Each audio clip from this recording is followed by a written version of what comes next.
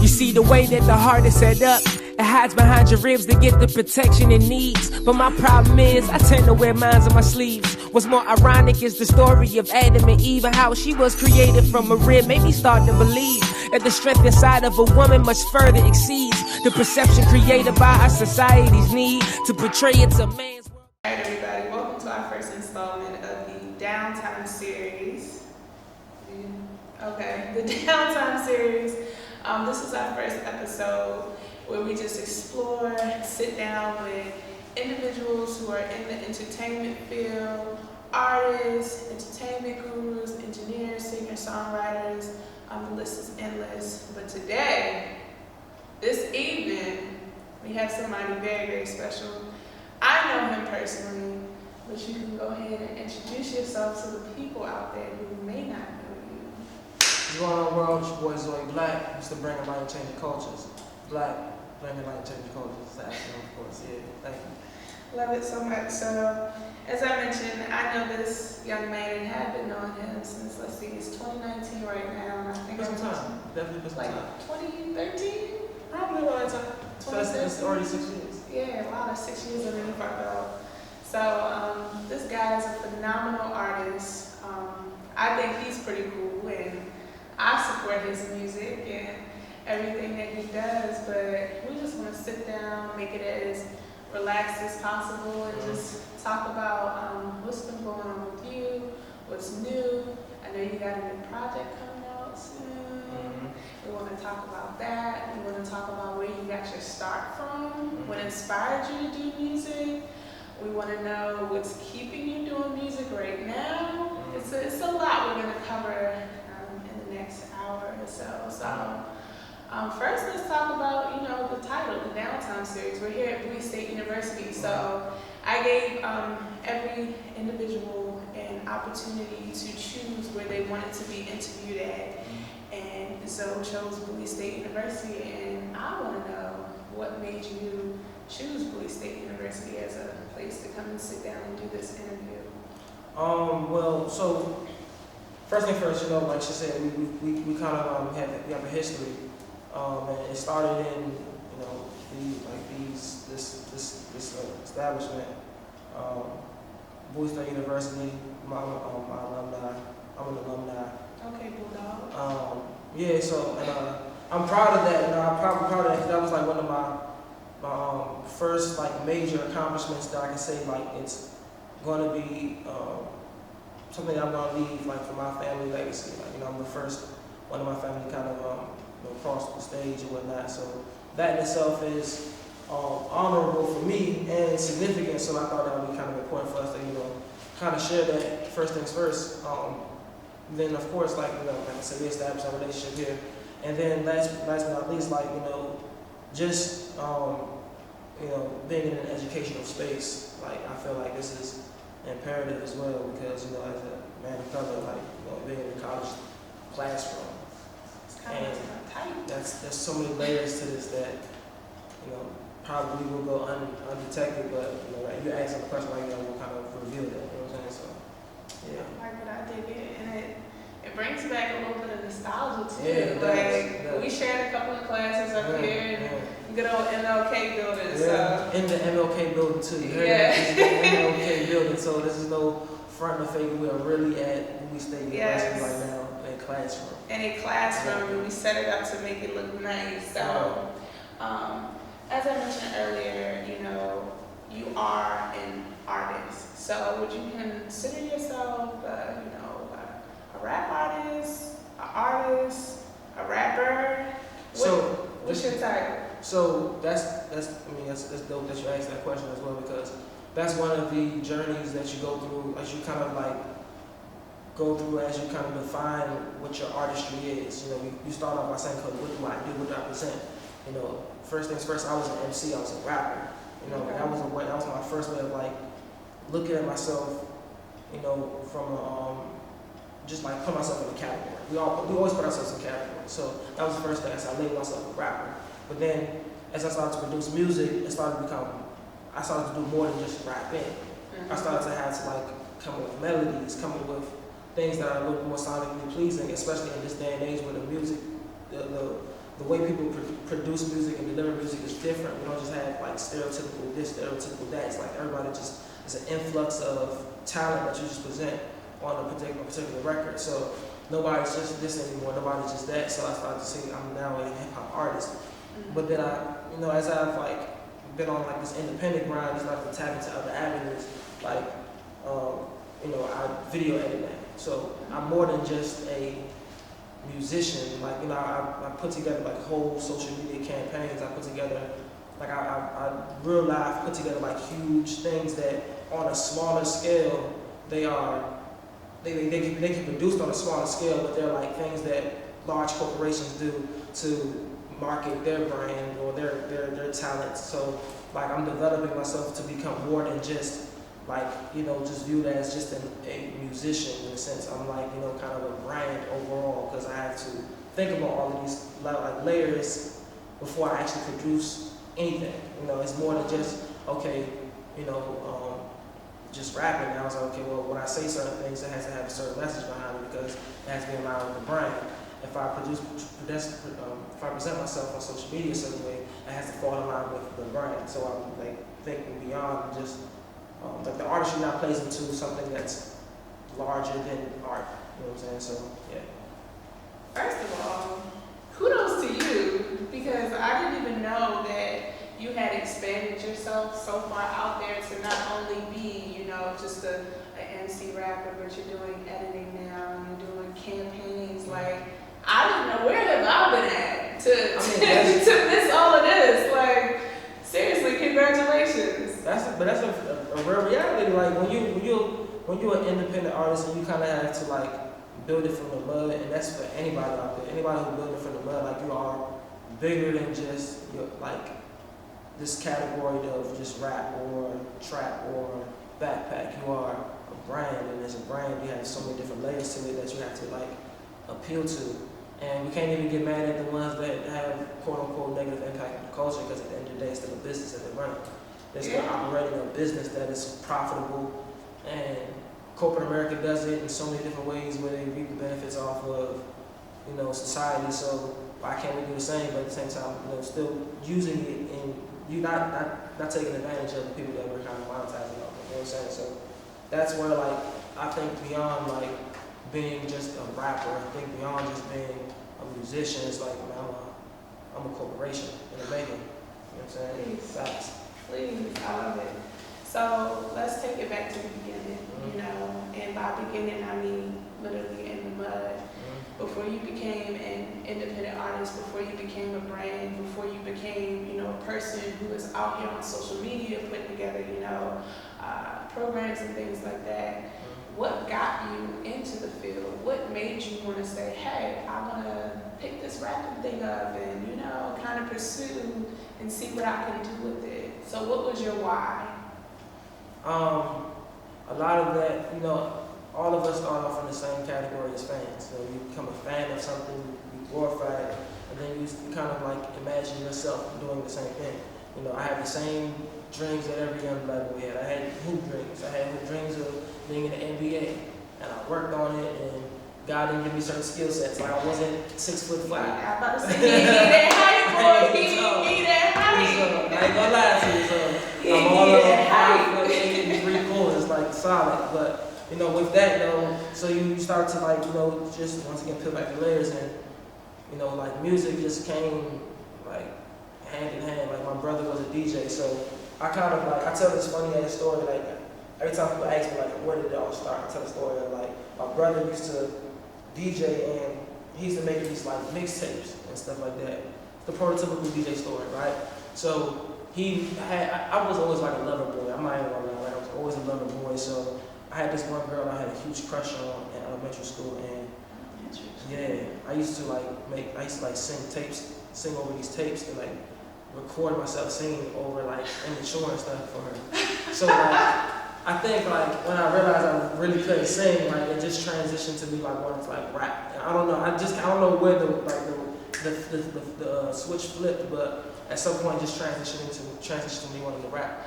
So you start off as a fan. You just love the craft, you love the art form, you love like people who are really gifted at the little technical things about it. You start to fall in love with the musicalities that's associated with it, and you start to fall in love with the bigger and better things, and you start to see the impact that people have through music, and you start to learn what music is.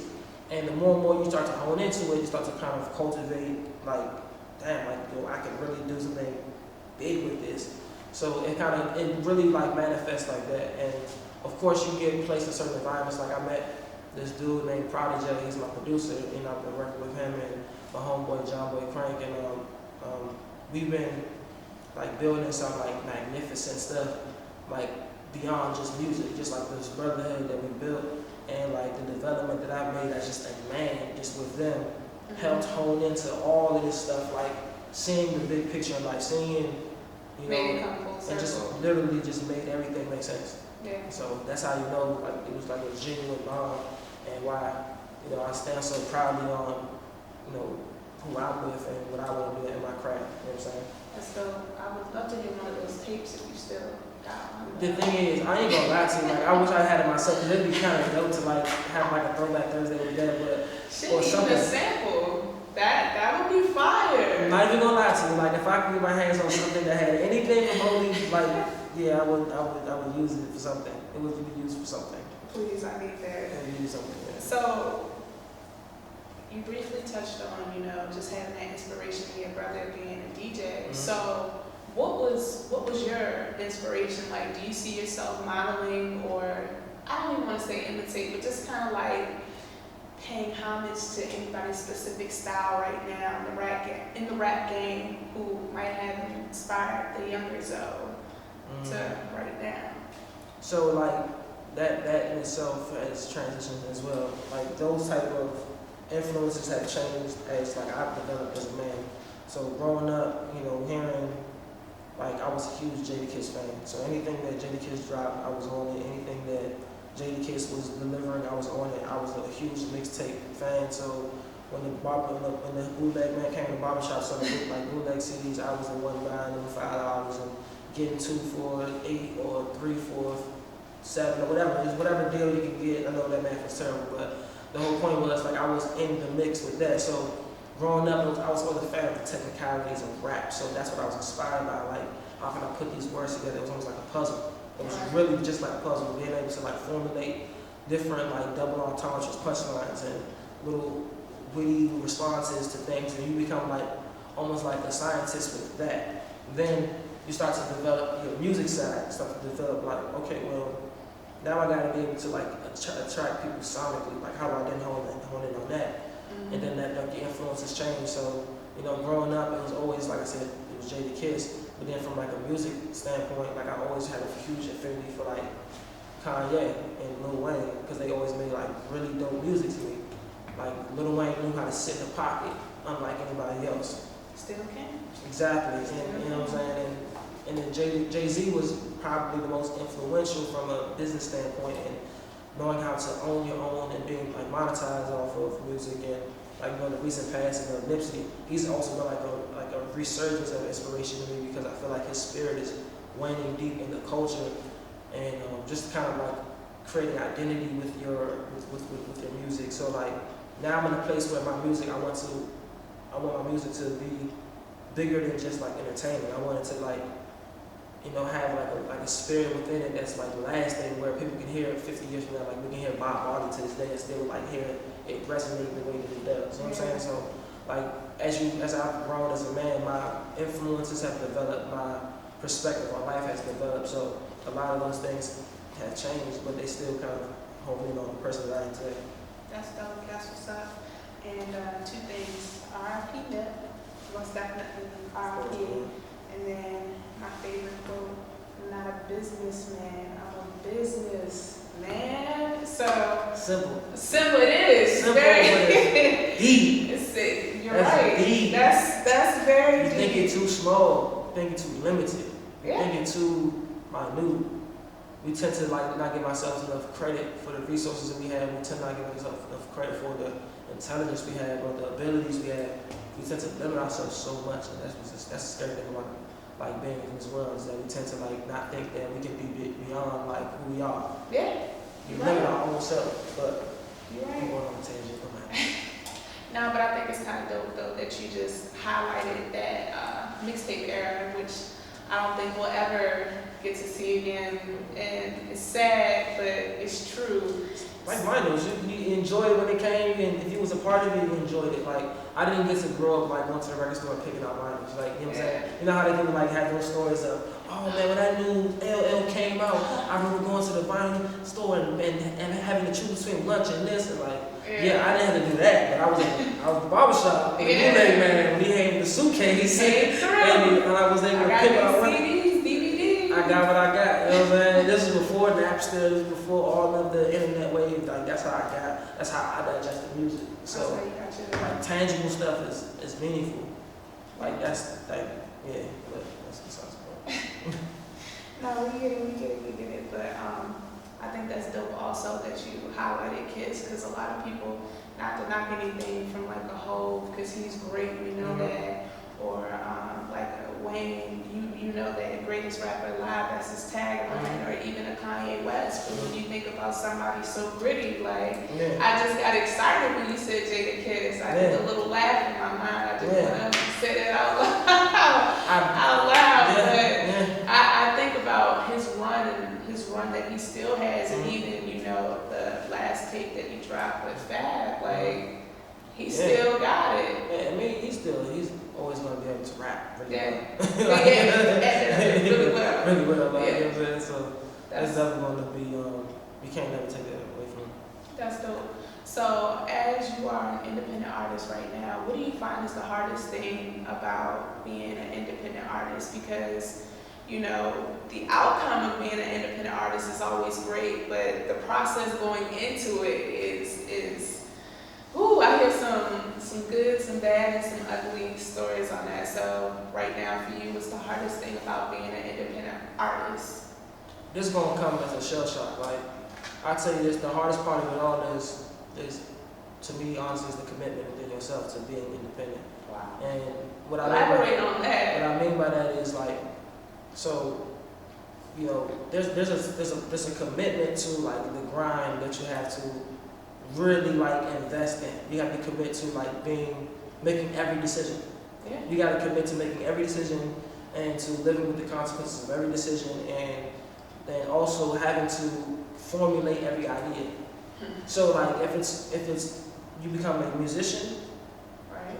You become an A&R when it comes to selection and production and the sonics of your music.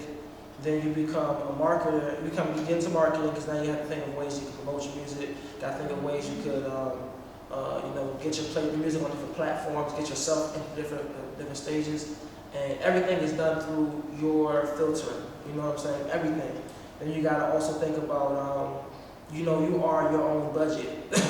So like, talk about it. It's going to take a lot of like investing in yourself, but sacrifice. That's what it is. Like, are you gonna sacrifice for the greater good? And that's what comes with it. It's like committing to. Is this? I know I'm gonna be hell bent on the back end, but I know I'm sacrificing for the long run. Yeah. You know what I'm saying? So it's like that's what comes with it. It comes with like a lot of long hours and uncomfortable situations, like not self-doubt, and then that's a lot of this stuff I'm talking about is like internally. Yeah. That's not even like the external forces that people are going to constantly be throwing things at you like, so what are you doing now? Where are you going next? What's up with this situation? What's up with that? Because of what society places on us, like, with these timelines, it's like, okay, at this particular stage in life, you have to be doing this. At this stage, you have to be doing that. Like, we're in Bowie State University. I didn't start going to college when I graduated high school. I worked for 4 or 5 years and then decided to go to college. But the fact that I worked those years allowed me to come in as a different person going to college. Because if I went to college straight out of high school, I'd have wasted a lot of money, I'd have flunked out of a lot of situations, and I probably would have been out here just doing whatever, just to have a good time. But the fact that I experienced life a little differently, I came into school with a different focus, excelled, I was on the dean's list, graduated with I got a 4.0 first time in my life. But these weren't things that were going to be in my line of sight had I probably went to school straight out of high school. Yeah. You know what I'm saying? I went to college straight out of high school, and that's just to say, I say all that to say that timelines really don't matter. You know what I'm saying? You have to just be committed to the fact that this particular dream of yours is going to come to fruition, and at any point it can change. Yeah. And you got to gear up for it. So you got to be literally geared up for it at any point. You got to have plans mapped out for 6 months in advance so that if things get to a point where now your life can change, like this is what I have mapped out for the next month. And if people present things to you, like this is my layout already, so nobody can infiltrate your aura, like your system already. They can't because you already have things mapped out. So a lot of that, like, all of that comes with just being indie. It's not like you're an artist and a label and then they have everything like, okay, well, we have a marketing team for you, we have this PR team for you, we have this team. It's like, no, you have to wear all of those hats. And not only do you have to wear all of those hats, you have to figure out how to do all this shit on the fly. Yeah. Because you're learning this shit. You learn as you go. Yeah, like we at the end of the day, we learn it. Like no matter what it is, and that's the beauty of it all though, because you can mess up, fall flat on your ass and try again next day. You're right. That's simple. You're right. You're very, very right. Yeah. So I know you mentioned that you took a couple of years off before you went into schools and worked some. And were you doing your rapping thing along the way while you were working, or did it pick up more once you got here, or how did that work out? What's the highs and lows with that? So musically, like you go through waves, you go through moments where you have like all the confidence in the world, and you walk in the room Kanye'd up, like man, you can't tell me nothing. And you walk in facts, and then you walk in the room and you become like an emotional wreck. You're like, man, is this even like what I want to do? Is it worth it? Like, is all of the doubt really like God really talking? Like, you really start to have those type of like inclinations. Like you really start to think, like, man, is this realm of consciousness like really weighing on me for a reason? Like, all the fact that like, am I failing at this point? Am I failing at this? Is this not really like manifesting the way it's supposed to? Because it's all the signs saying I'm not supposed to be doing this. Those are the doubts. And then when you can kind of like overanalyze things, you can kind of make yourself believe anything. At this point, you can really make yourself believe like this is not for me, just overanalyzing things. So I figured out, man, like I just early on, you go through those waves. You go through those waves of, okay, like I graduated high school. It was like, man, I didn't think college was for me. I said, F it, like I went and got a trade. Like a teacher told me one day, get a trade. You can make money, you do it. Fuck, F it. I was like, I'll get a trade. So I went to trade school, did it, like excelled at that. It was like, okay, that was easy. No offense to anybody who's doing it, but it was just like, it wasn't like a child trade. It was something for me to do. Like I did it, attained it, all right, cool, got a job. I was working. And at that time, I was 18, making a lot more than a lot of my peers who were in college. I was like, what do I need to go to college for? I was doing really well, got a little bit of money in my pocket, able to help my moms and pops when they needed. This is more money than I've ever seen in my life with a regular job. Like I'm making $12,000.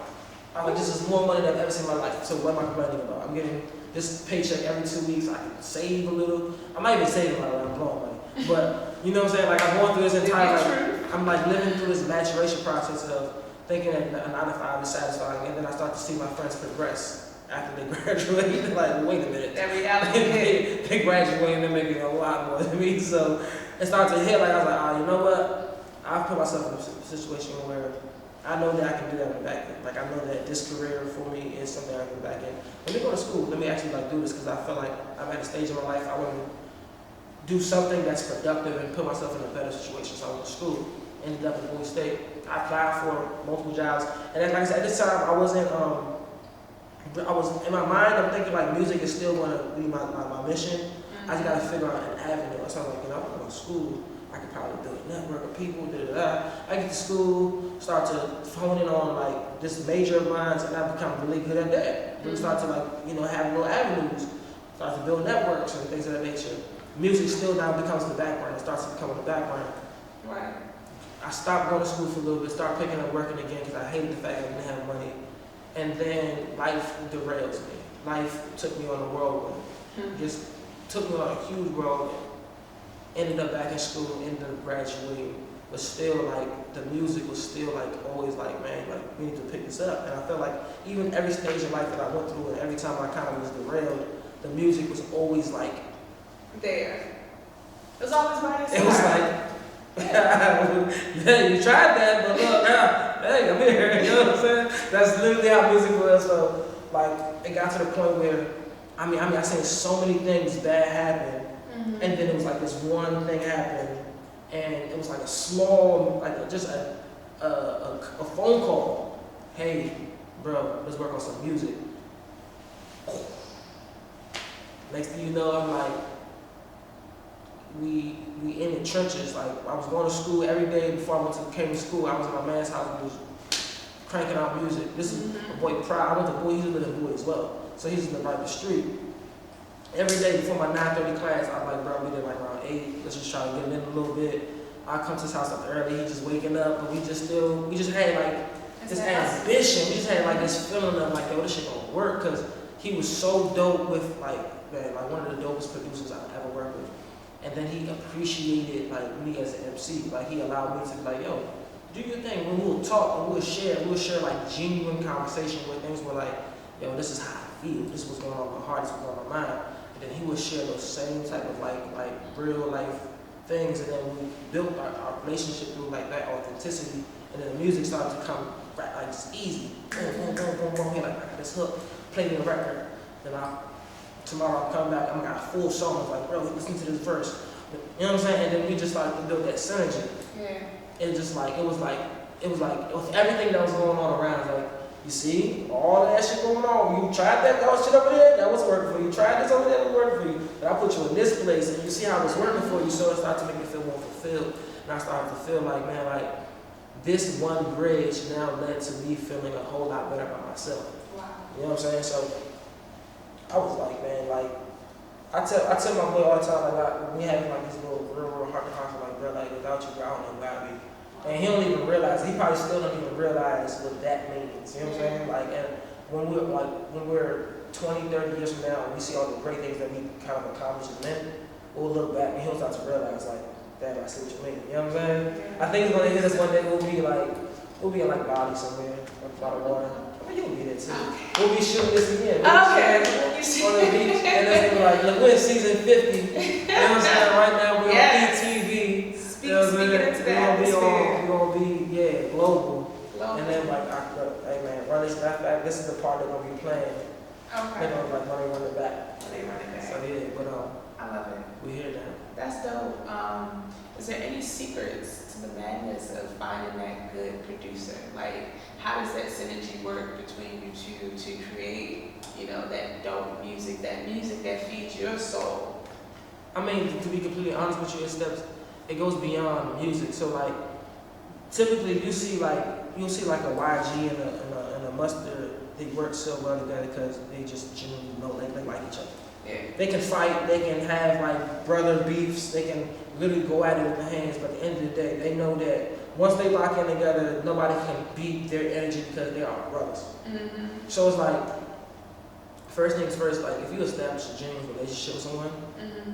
I think that can overcome any type of working like energy that people can like manifest through just hiring somebody. You know what I'm saying? Like, oh, you make really good beats, you rap really well, let's put those together. Like, that probably won't work. Versus like, yo, this is my man. We can share personal shit. We can have like a moment, like we can talk off some real, like get into it. We can pop shit. Like I can talk to him about like, yo, this is how I felt about this situation. Because that's all music is. Like when you hear a song, it makes you feel it. Yeah. So it has to have a certain spirit in it for you to feel that way. Whether you're talking about shoot 'em up, bang bang, or you're talking about a love song, it's gonna have a certain feeling. So if you put an emotional feeling that translates well with the shoot 'em up, bang bang into a love record, women ain't gonna feel it. Yeah. So it's like me, like the producer and the artist have to have like a genuine relationship that they can build off of. Because that just translates into music. It's like, it's so innate. Like, we don't control these things. Yeah. Like, you can ask any producer, bro, like, but yeah, like I was saying, so just artists and producers have to be just genuinely, like, this mesh as people. Like beyond music. Hold up, no ID, and so on and so on. There's a reason they just, like, you just have to like something. Yeah.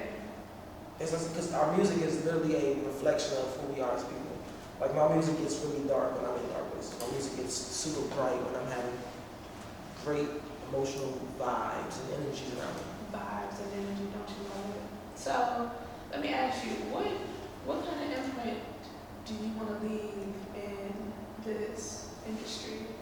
What kind of memory would you like people to have of you and your music? So if we talking 5, 10, 15 years down the road, what is those imprint? That's probably been one of the most difficult things to try to define, right? Because, you know, we've been wired to think that, like, you know, we live in this life to see what we could, what our successes are, like what we place value in the successes. And the successes typically are portrayed as, you know, like what could we earn from life? Like what could we, you know, I have this job that makes this amount of money, that puts me in this class. Like that's what we're looking for, just to raise our level of class. And like, you know, with me, I've never moved like that. I don't treat people differently based off the class. I don't treat people differently based off of who they are from a surface level. You know, you will get much more respect from me from being a genuine person, no matter who you are, right? So, like with me, it's always been like beyond like the physical, like the tangible.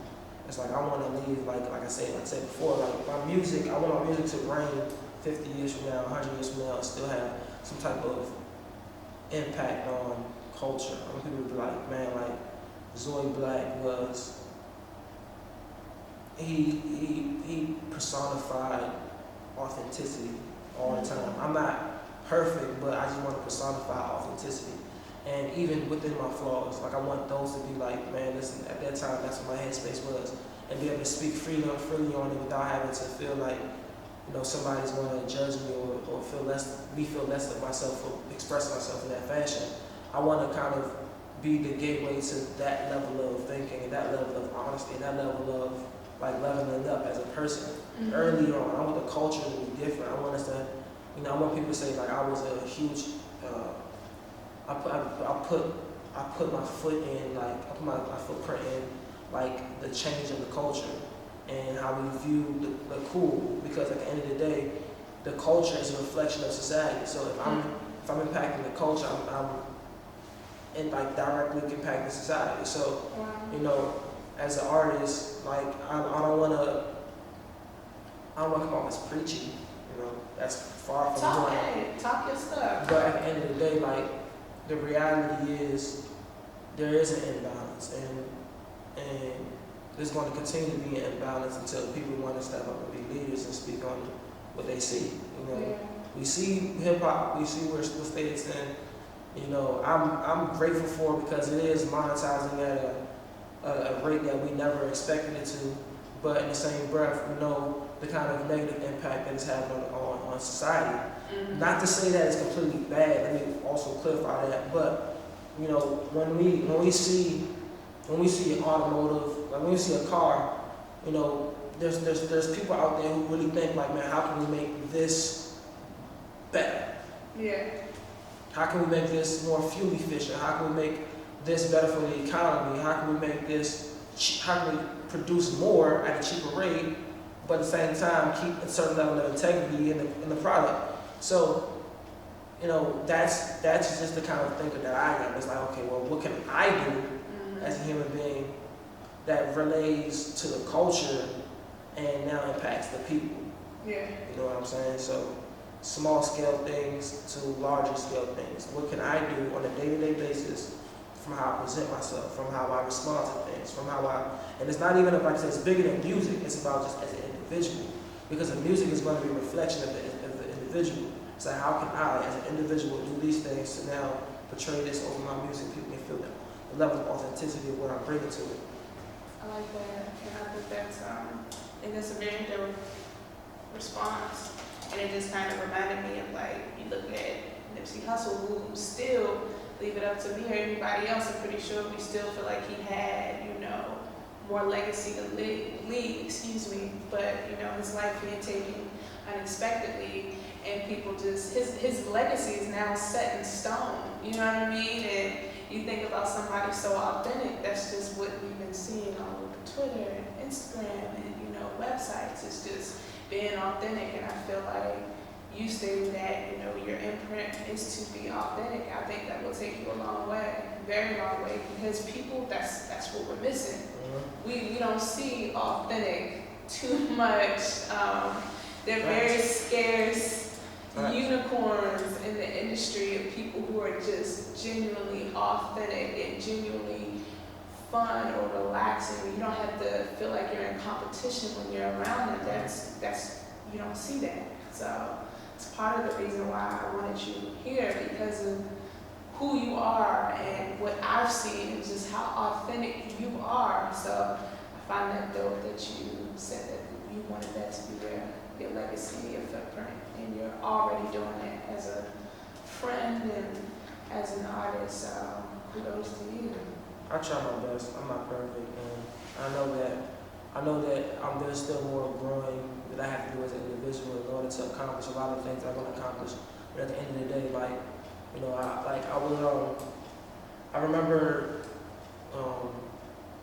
like I was going through some things at home, and like it had reached a point where, like, I had got to like a point of like I literally had to sit with myself and like, listen, life is always going to present something. There's always going to be something. Something's going to be in the midst of whatever you're trying to attain. You just have to be so committed to attaining what you want to attain that when all these obstacles come, all right, look, we're just going to bend a little bit this way just to take care of this, but don't forget the main objective at hand.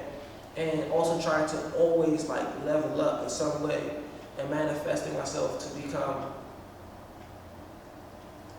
the next level. Because I don't know where the end all be all goal is. Like, I know where I want to be and how I want to be and how I want to present myself as a man, but I know that people are going to always like judge me on my past. So it's always like, man, listen, I'm leveling up. That was that, and I'm leveling up. Made a mistake at the level, it was cool, but remember, you're just leveling up. You just keep going up, and that's the mentality. Just like, you know, never don't hold the baggage of yesterday. Like, all right, fuck it, like it's cool. Like, just I'm gonna edit that and don't hold the baggage of yesterday right there. Yeah. That's a bar. You should put that in your song. Facts. There's gems in There's gems in there. So, as an artist right now, what is any advice that you would give to somebody who is not only an up-and-coming artist, but also an up-and-coming indie artist? What would you let them know about what they're entering into? So there's only but so much that I can really speak. You know, just not having the necessary like information to want to lead anybody in any direction, because at the end of the day, you know, like the thing with advice in life is that people think that they tend to take it for long. Like, this is exactly what it is. It's like, no, there's a multitude of things you can take, a multitude of ideas and directions you can take, and it can lead you nowhere. You know what I'm saying? The whole thing is, if I were to give any advice, which isn't what I'm about to do, is to, man, honesty is key, right? And I'm not even talking in the normal sense of being honest with people. Like, the most important person you should be honest with is yourself, right? And with that comes a certain level of accountability. That means being able to look yourself in the mirror and be like, look, I effed up on this. Look myself in the mirror, look, you effed up on that. It's not making us happy. If you effed again, hey, you talked last time, this is bad. We know this isn't right. Now how can we change it? Alright, so if I know, like for me, like drinking has been like alcohol is not for me. Like just not for me. I have this whole blog series that she was able to read a couple of passages in. It's but amazing. It's called State of Being, and I just like I had to that was me being honest with myself. Like, alcohol is not for me. Like, I can drink alcohol with anybody, but I'm probably going to be the one with the bad story. You know what I'm saying? So it's like at the end of the day, it's like it's just not for me. And I also have a family history of it, so I probably shouldn't be doing it in the first place. But that's the level of honesty. I mean, like when I say being honest with yourself, and honesty being important in anything, because that level of honesty will always allow yourself to be open, being open to new ideas, being open to new thought processes, being open to innovative things, being open to being creative. Because the creative process is about being open. You have to be open to the world. You have to be open to accepting everything for what it is, accepting that these walls are orange and these walls are white. Accepting that, and not being locked in thinking that every wall should be white. You know what I'm saying? That's the honesty part of it. When you're honest with yourself and saying that the world is fluid and it's not rigid. The world is ever changing, and it's I hate to keep going back to Nipsey Hussle, but this shit's been on my heart lately. I think it's been on everybody. So exactly. So that's just, y'all just caught. We're recording this during this time frame. So one of the first records that I can say helped me develop the respect that I have for him as a man was a record he did off of his Marathon Continues project. It was called Who Detached Us, and at the end of it there was this Steve Jobs commencement speech that I'm using as part of my social media platforms. As you guys see, this shit is connected. But the Steve Jobs commencement at Stanford, he spoke on death being life's changing cycle. It's being the world, life's way of washing away the new and washing away the old and giving life to the new. So when you think of death from that perspective, it almost kind of brightens it in a sense. You know what I'm saying? Yeah. So that level of honesty, now you approach life differently because you now see my time here is limited. My time here is not forever. I have to now make the most of my time. Yeah. You know what I'm saying? So you even start to approach life differently like that. So that level of honesty is what's required in order to be successful in life, because then you can make the necessary adjustments when need be. Then you can see yourself and make honest goals when need be. You can make honest just life, you can just propel yourself in the right direction, just being that honest with yourself. You know what I'm saying? So that's what I think, that's my advice for you guys out there as we go through because we're all processing life together. Mm-hmm. At the end of the day, no matter what level, somebody can be on level 50 and you're on level 2, but they still processing it. They still got wake up and deal with shit every day. You know what I'm saying? Every single day. My nigga, I wake up and I'm faced with the same problems, bro. Man, you know what? I want to be disciplined, but it's really hard because eating this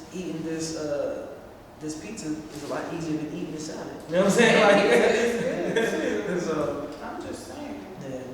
That's dope though. I appreciate you for coming out, taking your time out, getting the people out there some gems, some jewels, and exploring who Zoe is.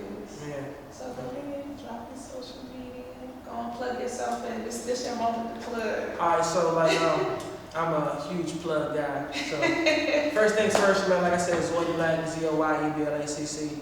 Mr. Bring Light Changing Cultures. That's the whole acronym. This whole Bring Light Changing Cultures is a movement. It's a regime that me and my team are putting together in order to instill a positive outlook on the culture. To have to create what I like to call a new renaissance. And within that, it's establishing a new identity for the culture, but also embracing embracing the parts of the culture that we feel need to be embraced. You know what I'm saying? So that's that Zoyeblacc, Bring Light Changing Culture. So when you buying into Zoyeblacc, you buying into somebody who's an innovative person who's seeing the world for what it could be. You know what I'm saying? So I don't limit myself to the standards of what's been constructed around us. I always think, what can we do better? You know what I'm saying? How can we do it better? And do we have the resources? Which we do. We have all the resources we need. You know what I'm saying? So y'all can follow me at Zoyeblacc, Zoyeblacc. Zoyeblacc. I'm just gonna keep spelling it. It's not Zoe, it's Zoe. Alright, my mama named me Toy. My homies call me Zoe. I put it together it's Zoe, so it has significance. Don't call me Zoe. Okay? It's nah. But either way, whatever you want to call me, Zoyeblacc, just like I said, and then also it's rooted in helping the people, helping you all, helping us all out, because we all need help. We all are, bridged through our humanity. We all bridged through our, life life cycles. We all bridge through that. So, as you know, as artists, like that's what you're buying into when you see the name Zoyeblacc and you click that follow, and you click that subscribe, when you make that purchase, when you come to that show, that's what you're buying into. When you hear that for the family, and you streaming that, which is on all digital platforms. But your iTunes, your Spotify's, your titles, make sure you support Tidal because they cut the biggest, whatever.